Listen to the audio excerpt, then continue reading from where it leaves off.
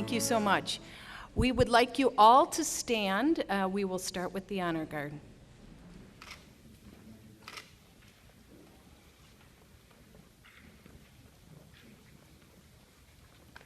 Ready?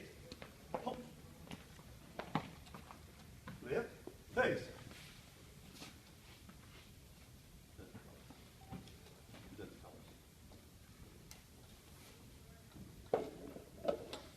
Order. Palm.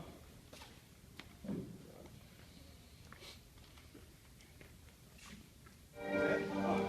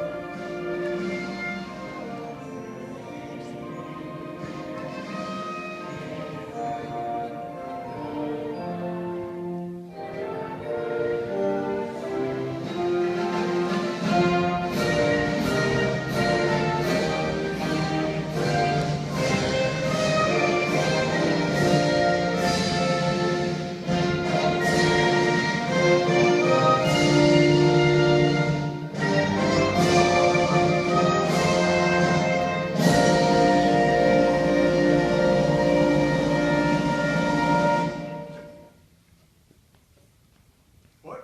Palm. Right. Face. Forward. Halt. Palm left. Halt.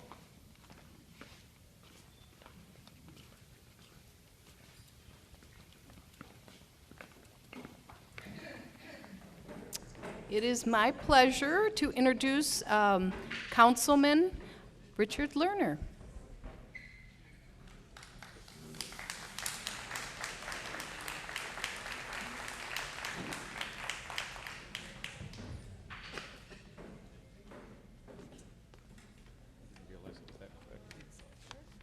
Okay.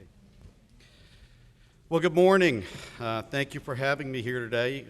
My name is Richard Lerner. I'm a Farmington Hills City Councilman.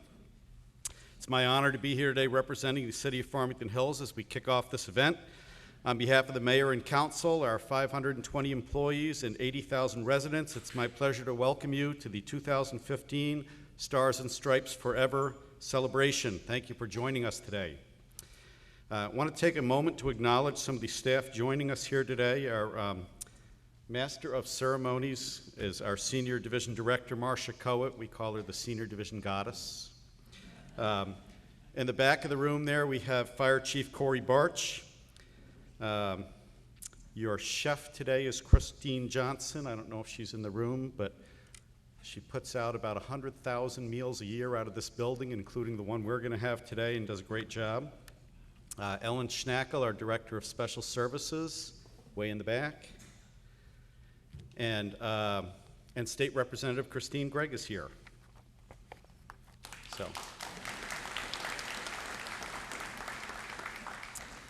it's said that sometimes we take for granted the very things that most deserve our gratitude. Too often we take for granted the important service our veterans have given to this country. So honoring our veterans it's a lot more than having a sale at the local department store. Today we're trying to express our gratitude and let our veterans know that we certainly do not take them for granted.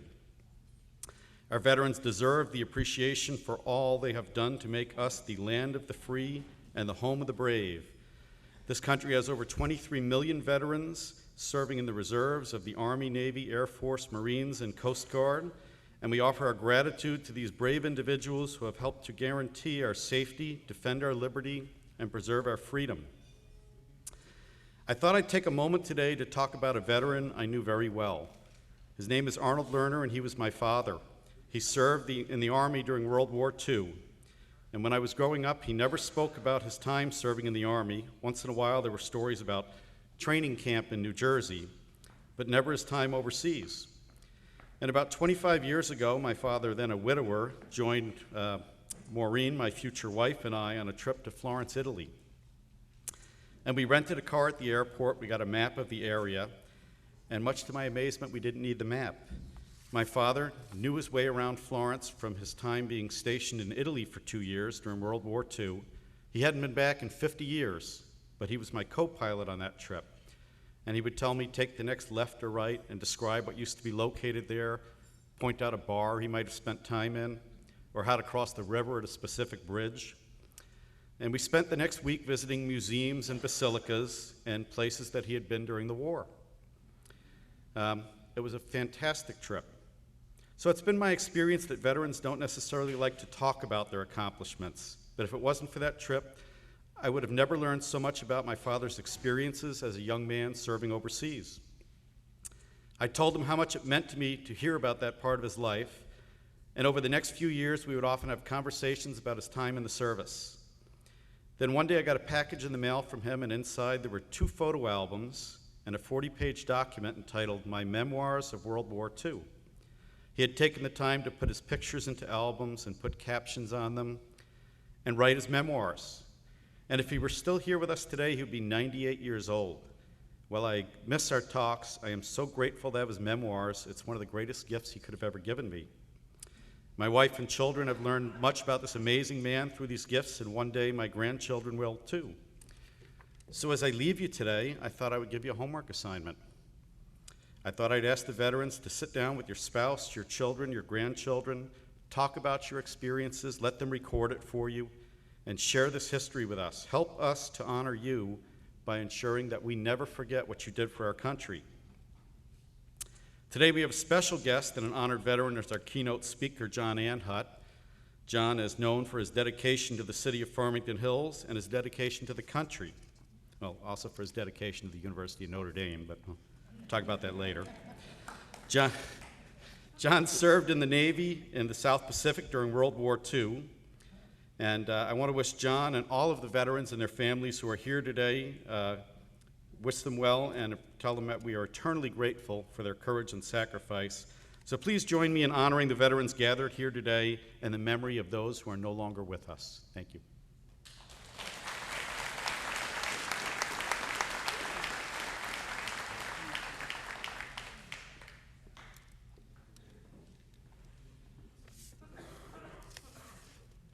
Well, it is my distinct honor to introduce our keynote speaker, John Anhut.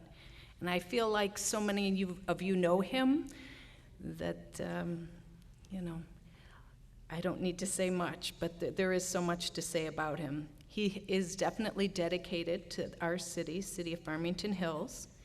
He's been the chair of our Economic Development Corporation, as a board member also, with the Farmington Hills Community Foundation, and has also served on the Botsford Hospital Board of Directors.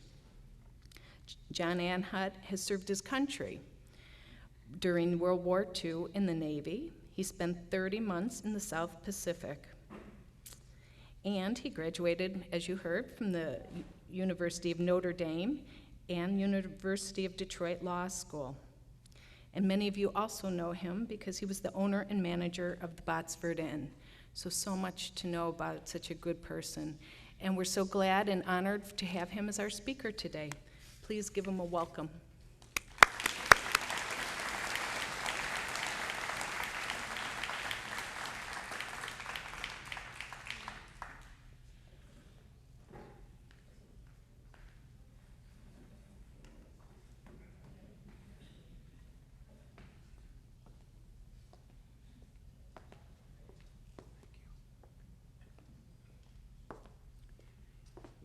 Thank you, Marcia. Can you hear me? I've been admonished to not speaking loud enough, so if I'm not, you can't hear me, just raise your hands, please.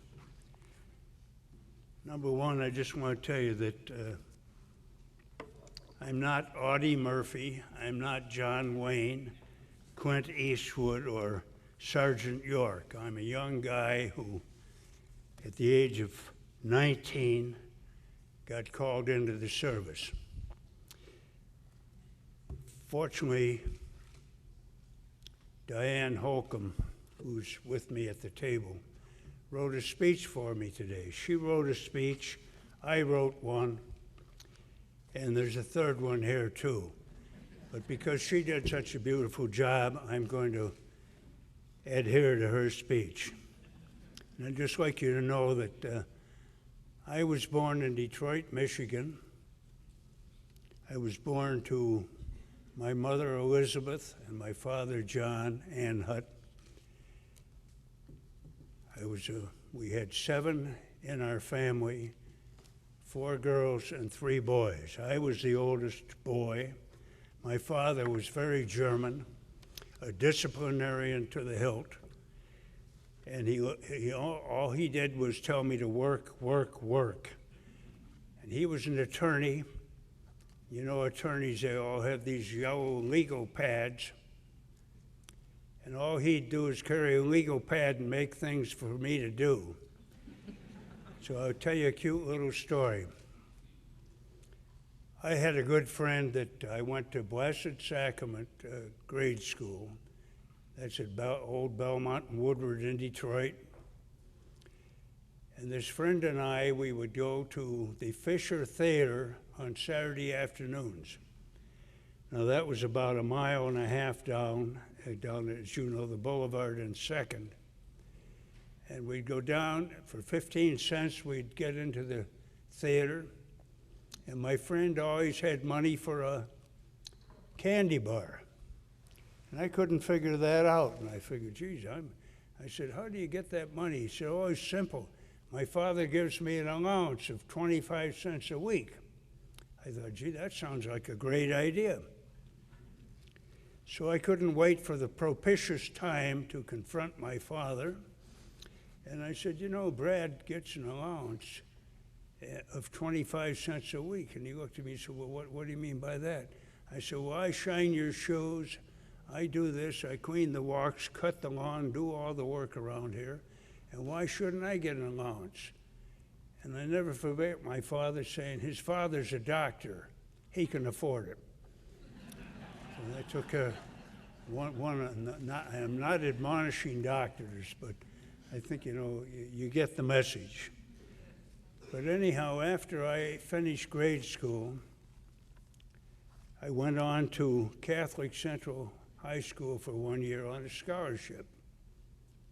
Fortunately, I had a teacher in the 8th grade. Her name is Sister Ludmilla. I never forget her. What a lady. And she and I had a great rapport. And one day she said to me, Johnny, she said, we've got a boy here who's a heck of a basketball player, and I love basketball. His name is Albert Pistonetti. I don't know if anybody remembers that name, but he was about 6 feet tall. She said, will you help him in arithmetic and spelling, and then he can play basketball? And she loved basketball. Well, fortunately, I helped him, and I got this scholarship for 1 year to Catholic Central High School. Now, at that time, it was down where the cathedral is now, which is actually at Belmont and Woodward. The one thing about Catholic Central that I recall so much is that as today, they have had great football teams. And I was a little fellow. I weighed, I think at that time, 155 pounds. But I wanted to be a football player. They passed out the equipment for the football team, and they gave me a pair of what they called shoulder pads. I went home that night and I showed them my mother, and she looked at them and said, what are these? I said, they're shoulder pads. She said, I'll get a needle and thread and sew them together. That's how we did it in those days. Fortunately, I was paired with a fellow named Vincent Benonis. Any of you who know football probably remember that name. We called him Banana Legs, but he was something. He was so good, he went to the University of Detroit, he made All-American, and he ended up playing pro ball. Just a great guy, but the best experience I had was being with him. Then, the following summer after my first year in high school, we lived on a farm out at Ford and Prospect Roads in Superior Township. And 2 Army officers, colonels, came one day to the farm, and they got hold of my father. And what they had done, they had started a military school in Chicago called Morgan Park Military Academy. And they kept talking to my father and talking to my father, and I heard a little of the conversation. And finally they told him that if I would come to Morgan Park, participate in athletics, they'd give me a scholarship for the year for $425. My dad, who was not stupid and very sharp, said, "Jesus, that's cheaper than having him at home." So I ended up at Morgan Park.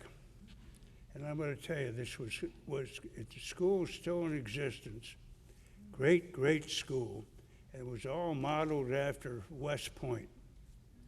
I don't know if you saw my picture, but all the uniforms were the same as West Point. Even in high school, they taught us a course in military statistics and arts and everything of that nature. And the gimmick was, after your junior year there, you went to Fort Custer for 6 weeks training. And then if you graduated, you became a lieutenant in the Army. I don't have to tell you, when I graduated, there were only 46 in the class. 30 of them became lieutenants, and half of them went to the Philippines. So you can imagine what happened to them. But it was an experience that I'll never forget, and the school, fortunately, is still operating in Chicago. After that, I would go home on vacation, and I would tell my mother about some of the students that were in school with me. One was a kid named Capone. And she said, "Capone?" I said, "Yes." "Well, is Al Capone?" "Yes." I said, "It's his son." We had all the mob in the school. They put them out in that school to protect the kids. My first week there, Tony Schiavone, who was a little Italian friend of mine, his father was found at the base of Lake Michigan with cement blocks on his feet. And I'm going to tell you, everybody there had some deal. I had a couple of friends named O'Donnell. Their uncle was Spike O'Donnell. At that time, he lost a coal contract with the city of Chicago, and he went up into City Hall and tried to kill the mayor. So anyhow, when I got home, my mother said, "Oh my God, he's going to be ruined. He's going to be ruined. And he's going to a Catholic school." My God, Notre Dame came into the fore. And I'm going to tell you, at Notre Dame, I've had some great experiences in my life. And I know Chris went to Notre Dame. And I'm going to tell you a little something about her.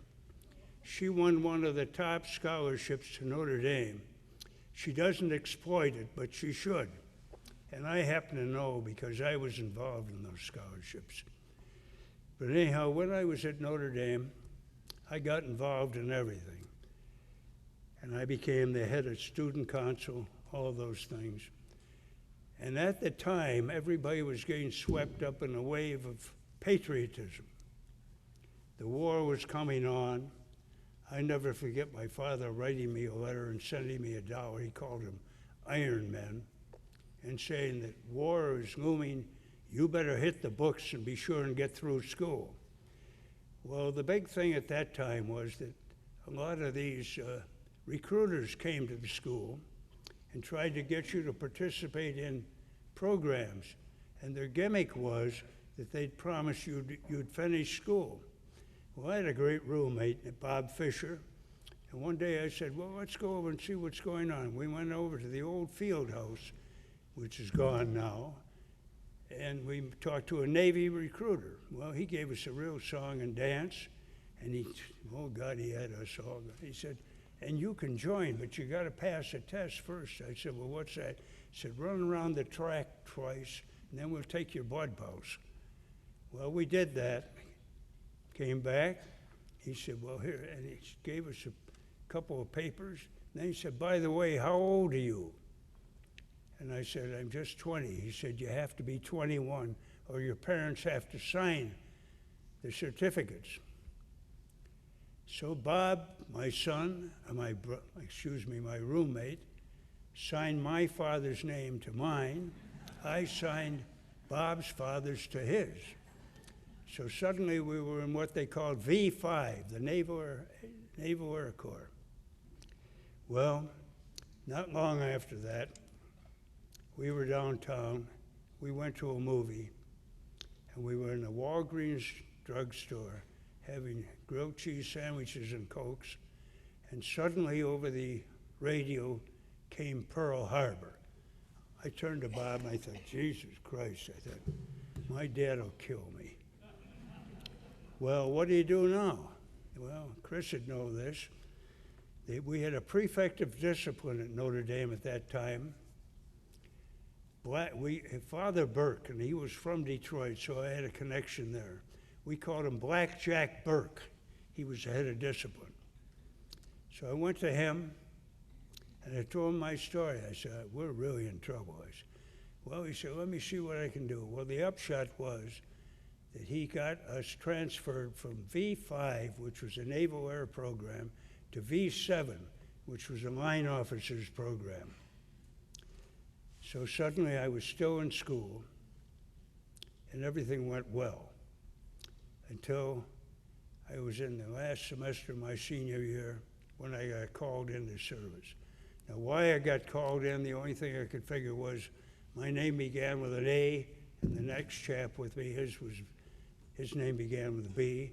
So we got sent to Chicago for training to what they called Tower Hall. Now, if you know Chicago or not, it was right down by the water tower. And Tower Hall at that time was a woman's dormitory. They converted it to a men's training facility. So you can figure a lot of things there. But anyhow, we got issued apprentice seamen's uniforms, and unfortunately, they didn't have enough shoes to fit me. And interestingly, I was wearing Argyle socks. I ended up wearing my shoes and Argyle socks and this apprentice seaman's uniform. Well, they got us out in the drill field. At that time, they put a overpass over Michigan Avenue to Great Lakes, to the training center.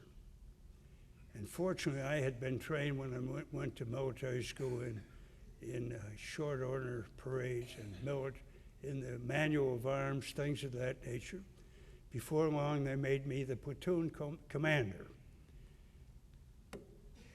And from there, fortunately, they then said, well, after you became a 90-day wonder, well, that's what they called us, 90-day wonders. We were now ensigns in the Navy, and we were able to choose the type of service we wanted to get into. Well, I was really an avid guy, and so I wanted to get into submarines. I thought that's very romantic and everything. It was great until they put me into the pool and I had to go through a pressure test, and I flunked it. Then I applied for what they called underwater demolition training, and I didn't make that. So finally I ended up in the amphibious service, which frankly I didn't know a darn thing about. But I got into that. I got shipped to Norfolk, Virginia, and I never forget Norfolk, Virginia. The first thing that always I remember was, dog and sailors stay off the grass. That's how they thought of you in Norfolk.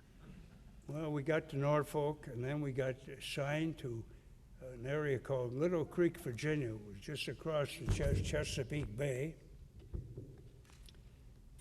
And I never forget when it was colder than the devil when we got there. And the chap who was in front of the sentry said, oh, you'll love it here. You're in Quonset Hut 10. Well, we finally got down to Quonset Hut 10. And we walked in, and it was colder than Billy be damned. There was a little pot-belly stove in the middle of the room, and that was it. And I thought, my God, how do these people sleep in here? Well, I went to one of the bunks, and I pulled the cover back, and the fellow was in his foul weather gear. So that's how they stayed warm. And then we would go out and actually steal the latticed wood slabs to the heads or whatever it was, bring them back to keep the fires going and everything. But we went through training there.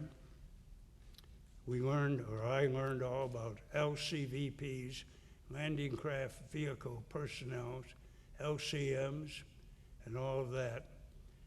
And we'd get out in Chesapeake Bay, and I'm going to tell you, they ran a ferry across the bay, and those ferries had no regard for the Navy or for us. I certainly learned in a hurry when you're in one of those little 36-foot boats and you got a ferry coming down on you, you better hope there's a lot of wash so you get washed away from the ship. But we went through some training there, and then finally we got sent to Fort Pierce, Florida. I don't know if you're familiar with Fort Pierce, but it was a sleepy little town, and of course the Navy took it over. And we went through all kinds of training in the ocean. One episode, we're out in one of these small boats. We're supposed to be tying up to destroyers. Well, we got alongside a destroyer, and I'm wearing a ring, a Notre Dame ring. I think the skipper of the destroyer thought I was a Navy man. We tried to tie up to these destroyers, and we never made it. I never forget, he looked at me and said, you'll never make it. Good luck. That was the end of that. Well, anyhow, from Fort Pierce, we got shipped back to Norfolk. Then we got assigned to AP-171, the U.S. Storm King, a troop transport. Now, on those transports, we had 8 LCVPs, 2 LCMs, and I was in charge of all the crews. That was the most interesting point of that trip, as I remember, was at that time in the country they had a big wave on athletics, and they shipped on the boat with me were a group called Tom Hamilton's Wonder Boys. I don't know if any of you ever remember that, but they went to Pearl Harbor to form football teams, athletics, baseball, everything of that nature. And these fellows were characters because they didn't give a damn about anything on the ship. They drove the skipper crazy. All they did is sit in the wardroom and play gin rummy and cribbage and drink coffee. But anyhow, it was interesting to me. One of them, his name is Bob DeLauer. He and I got to commensurating and talking, and turned out that he had been the captain of the Southern Cal football team in 1943 that Notre Dame had played, so we had a little rapport there. But we got to Pearl Harbor, put them and some troops ashore, and then we got put into a convoy. Now, the convoy, when we left Pearl Harbor, was under sealed orders. I walked up on the quarterdeck of the ship, and the seaman second class came over to me, said, "Sir, are we going to Tinian?" I looked at him and said, "What? Tinian? I never heard of Tinian." So it provoked me, so I went into the chart room where the navigators were, and I pulled out what we'd call maps, and they were charts. And it was interesting. I looked at the charts, and I thought, my God, these charts are 15 years old. They were one that the United Fruit Lines had used years ago in going from Pearl or from Honolulu to the States with pineapple and fruits and things of that nature. But I finally found Tinian. It was just a little dot in the sea. And that was our first operation. Now, fortunately, we had on the ship Seabees, and we transported them to Tinian. I wouldn't say it was a cakewalk, but it wasn't very serious.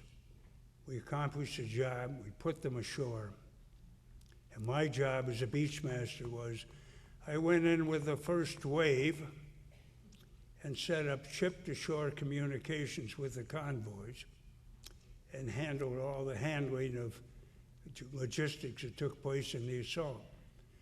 If the Marines or the Seaboys, whoever they were, had the assault, they ran out of ammo or something of that nature, or the corpsman needed plasma or something of that nature, we'd convey that message back to the convoy. Unfortunately, they'd send those things into us. Finally, after Tinian, we then made our next stop or trip, and that was to Saipan. I'm sure you've all probably heard of Saipan. Well, that was not a cakewalk. And the Marines, God love them, we had the 2nd and 4th Division Marines ashore on a ship. And they handled the operations.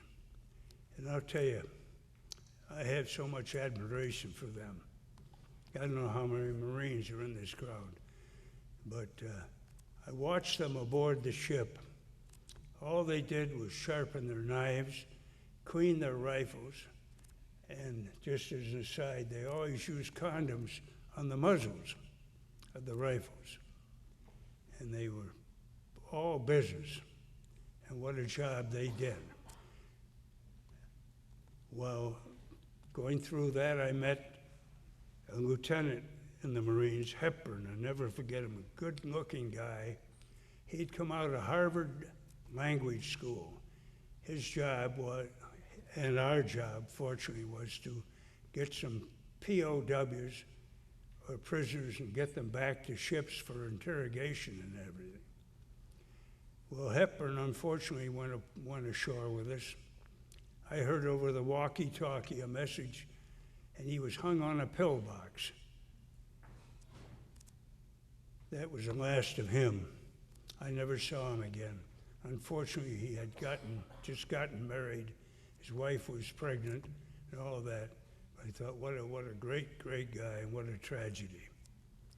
But Saipan, interestingly, was quite an island, and it was very, very fertile. They did a lot of farming on the island, and when they saw us coming, the Japanese took all the farmers and tried to get them to commit suicide. I never forget going to a hill in Saipan. They called it Suicide Hill. And that's where they pushed all these natives off into the sea because they didn't want us to, get enriched with the produce or anything on the island. But that took care of Saipan. And then one more stop was an island called Peleliu. It was in the Palau group. You'd probably never heard much about Peleliu. I don't know if anybody in this audience was there or not, but it was a catastrophe. We had more casualties at Peleliu than any assault in the South Pacific. Now, I don't want to talk to you about public relations, but it was pretty well covered up. And my God, all I did on that beachhead that day, we had gurneys. You know what gurneys were? Put the wounded into them and shipped them back out to hospital ships. I never forget it. But we took Peleliu, and I never forget being on that island and looking at it and thinking, sand and palm trees, sand and palm trees. I was on the beachhead for 3 straight days. After the first day, when darkness settled, everything calmed down. All through the night I heard, Anhut, Anhut, Anhut. Well, I couldn't believe it. I knew what it was. It was something to try to draw me out that the Japanese had learned. And of course, they'd kill me or take me or whatever it might be. But fortunately, we got through that, and I survived. And then on to Guam. Now, Guam, I'm sure you're familiar with. Guam had one great asset. It was a deep water port. That meant that you could take ships in close to the land and debark instead of taking landing craft. So we got in there, we took Guam, the Marines, fortunately, again. And the one thing I always remember about Guam was, number one, a deep water port, and secondly, they built a breakwater. The name of the harbor was Apra Harbor. And they built a breakwater, and how they built the breakwater was that they plowed old airplanes into the sea and created the great breakwater. After Guam, where did I go? Okay. I went on to Hollandia, New Guinea. Now, Hollandia, New Guinea, very, very interesting. It, again, was deep water, so we were able to get into the Hollandia and tie up two piers or docks or whatever you want to call that.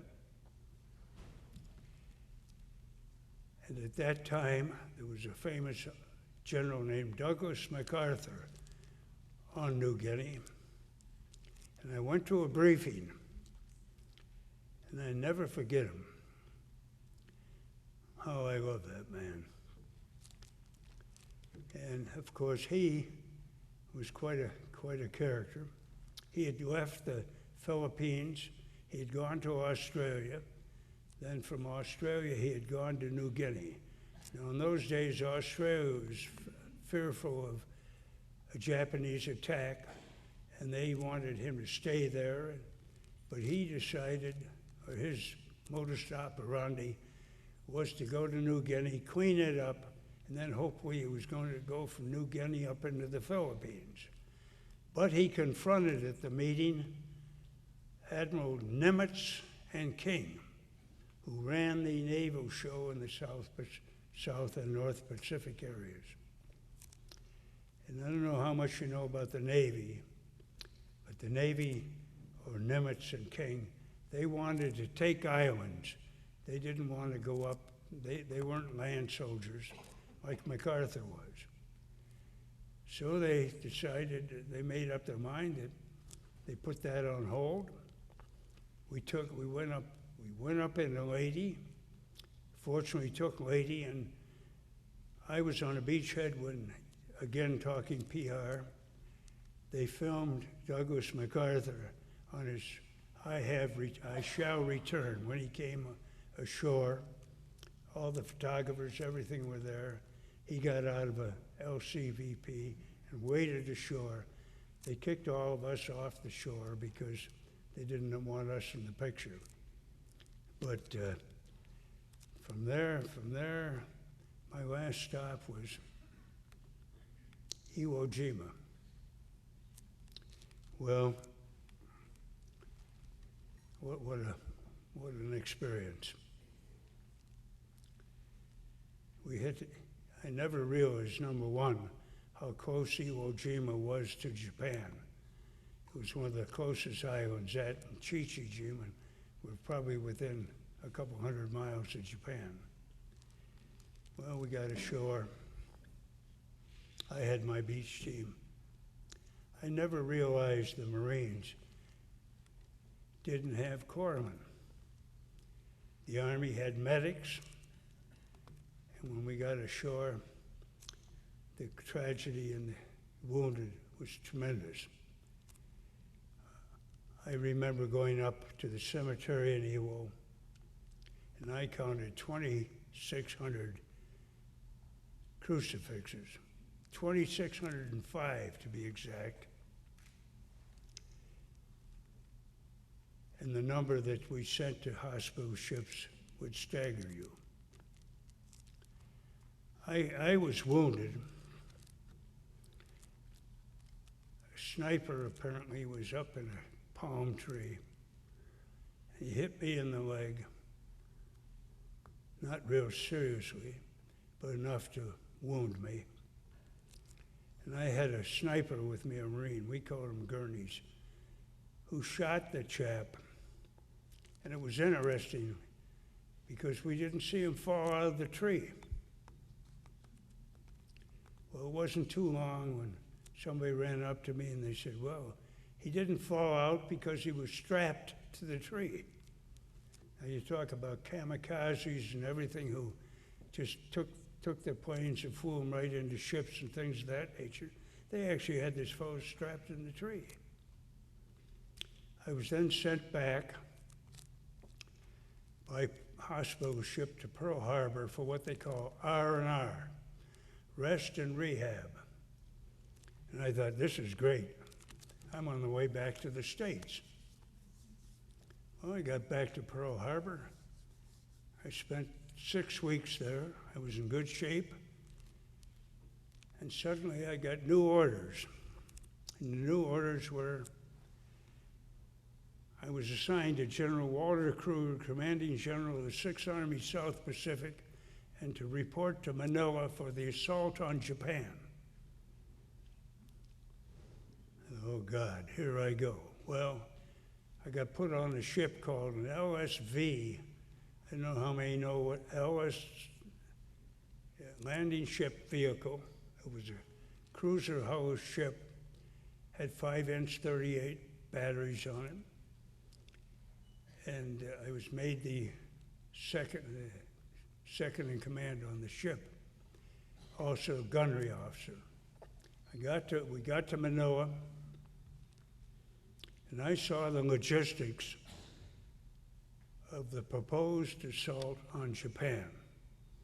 And all I have to tell you is that I'm here today. I wouldn't be if we had ever tried that. Fortunately, while I was there, they dropped the bomb on Hiroshima and Nagasaki, and the war ended. So then I was still on the ship, and they said, well, we're going to give you a permanent assignment. You stay on the ship. We started to make milk runs. By that I mean we were transporting troops all over the South Pacific. And I remember one very vividly when we took a group of Army officers to Wakayama. That's the closest I ever got to Japan. Wakayama was a transport center in Japan. And I did get ashore there and see it. And I'll tell you, talk of devastation. Unbelievable how we wiped that out. But that's the closest I got to Japan. And I stayed on the ship. We continued to make milk runs. Finally, we got to Guam, and we were assigned to go back to the States. But while we were in Guam, we got a new skipper on the ship. I never forget him. His name was jaunty guy. His name was Patterson. Came aboard the ship. I'm sure most of you have seen the Kane Mutiny movie and all that. And he got hold of me and said, that's sort of a seedy-looking group, don't you think? He's talking about our crew. And, of course, everybody in the crew had points enough to get out. I looked at him, of course, being a four-striper, I had to say, yes, sir, you know. Well, I think we should do something about it. We should start a physical fitness program. And I think you should do it. I thought, oh, God, they'll kill me. Well, we finally got into that. We got back we were about to leave Guam, and we had an officers club on Guam. And I went into Guam, I went to the head, and there was a second lieutenant in the Marines who was standing next to me, and he turned to me and said, how'd you like to buy a Jeep? I said, what?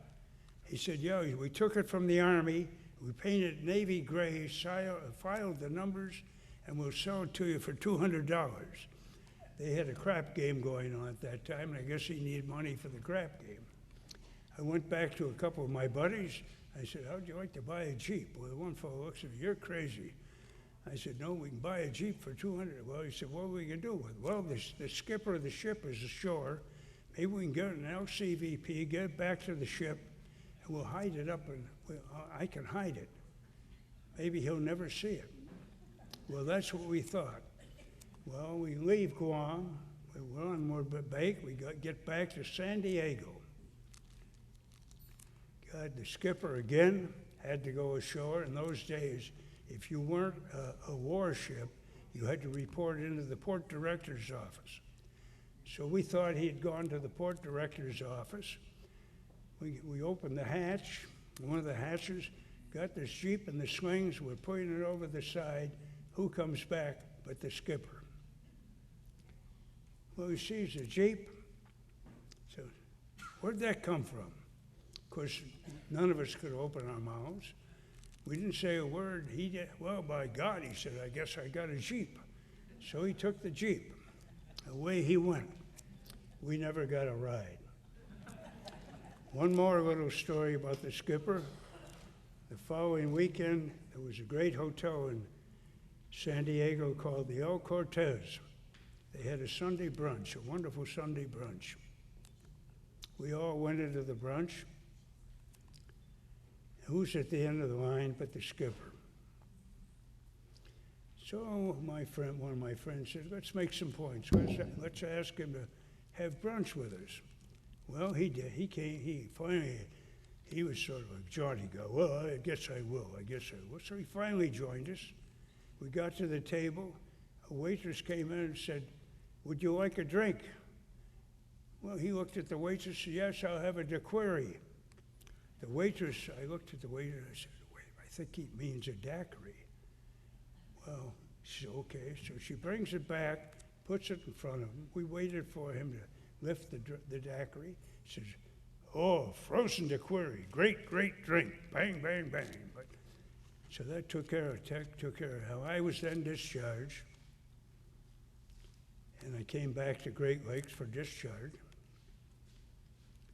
And ironically, I had made a mistake years ago of telling people that I had worked in hotels and restaurants, and they assigned me to run the officers club at Great Lakes. I could spend hours telling you about that, but I finally got out of it. Too much? Okay.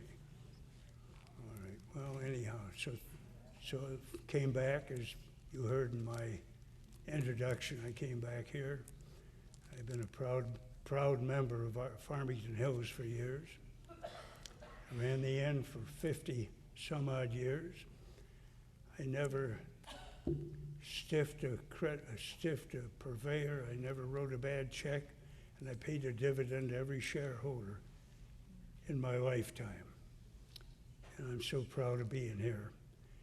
I also want to take this just for a moment to pay tribute to my brother. I had a brother, he was in the 101st Airborne in Europe. He staged at Coventry. I had his last letter that he wrote to me. He said, they're being awfully good to us. Something's in the offing. Well, what was in the offing was the operation called Market Basket, which I'm sure you've all heard of, that General MacArthur or Montgomery of the British had determined to use to knock out all the bridges on the Rhine River. Well, my brother jumped into Eindhoven, Holland. He was killed on his first jump. 20 years old, what a tragedy. He and I used to recite poetry.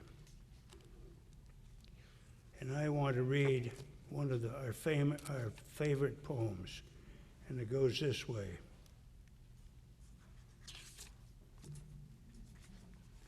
In Flanders field, the poppies blow between the crosses, row on row, that mark our place, and in the sky, the larks still bravely singing fly, scarce heard amid the guns below. We are the dead short days ago. We lived, felt dawn, saw sunset glow. Loved and were loved, and now we lie in Flanders field. Take up our quarrel with the foe. To you from failing hands we throw the torch. Be yours to hold it high. If ye break with faith with us who die, we shall not sleep, though poppies grow in Flanders field. And incidentally, that was written by Lieutenant Colonel John McCrae, who was with the Canadian contingent. He died in France after 4 years on the front. Remember that, World War I, the war to end all wars. I thank you very much for listening to me. It's been a pleasure. Thank you. Thank you.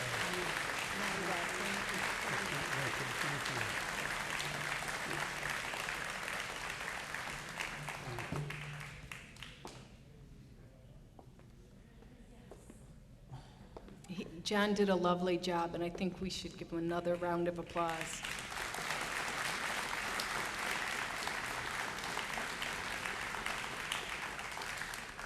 John was also so kind to bring his photos of him as a young person serving in the military.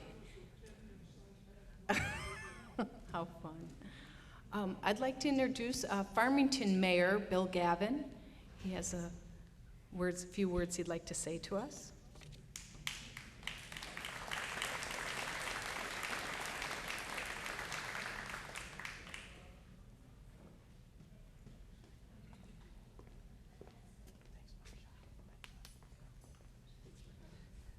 I think I was supposed to be on before Mr. Anhut, so I want to apologize for my tardiness. There's a reason I wasn't in the military, and tardiness is probably one of those. If I had been in the military, we'd all be speaking Russian, most likely. So I apologize for being late, but I want to thank everybody here for all of the service, the years of service that you've committed to put your lives and your friends' lives in harm's way. I was never in the military. I think I've said that before in past years. But what you've done for us is allowed people like me and Richard Lerner and the other local elected representatives, Chris Gregg, to represent you at city councils, Oakland County, state and federal level. And if it wasn't for the work that you did in your lives, Chris and Richard and myself wouldn't be here today as elected representatives to carry out the democracy that is the United States of America. So thank you very much for your service and everything you've done for our country.